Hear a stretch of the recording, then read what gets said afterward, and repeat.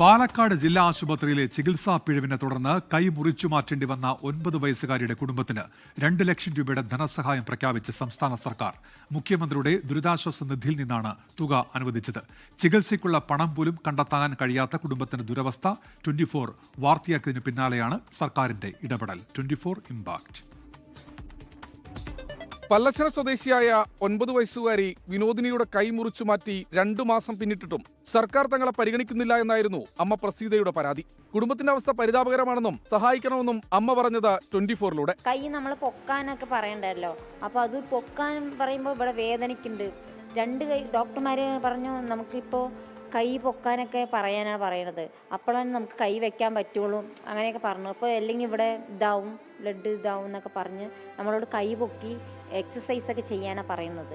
പക്ഷെ അവൾ എക്സസൈസ് ചെയ്യുമ്പോൾ അവൾക്ക് കൈ പൊക്കുമ്പോൾ വേദനിക്കണമെന്നാണ് പറഞ്ഞത് അവള്. പിന്നാലെ സർക്കാർ ഇടപെടൽ. മുഖ്യമന്ത്രിയുടെ ദുരിതാശ്വാസ നിധിയിൽ നിന്ന് 2 ലക്ഷം രൂപയാണ് കുടുംബത്തിന് നൽകുക.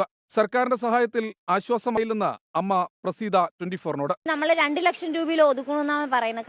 കാരണം ഇതൊന്നും കിട്ടിയിട്ട് നമുക്ക് ഒന്നിനും തികയില്ല.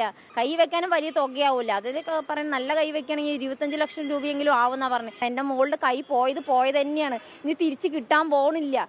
അപ്പൊ നമുക്ക് അത് വേണം എന്തായാലും. കോഴിക്കോട് മെഡിക്കൽ കോളേജ് ആശുപത്രിയിൽ ചികിത്സയിൽ കഴിയുന്ന വിനോദിനി ഉടൻ ആശുപത്രി വിടും. വിദ്യാഭ്യാസമടക്കം സർക്കാർ ഏറ്റെടുക്കണമെന്നാണ് കുടുംബത്തിന്റെ ആവശ്യം. പാലക്കാട് നിന്നും ഐഷത്തുൽ ഷംനയ്ക്കൊപ്പം കോഴിക്കോട് നിന്നും YS അഭിനന്ദ്, 24.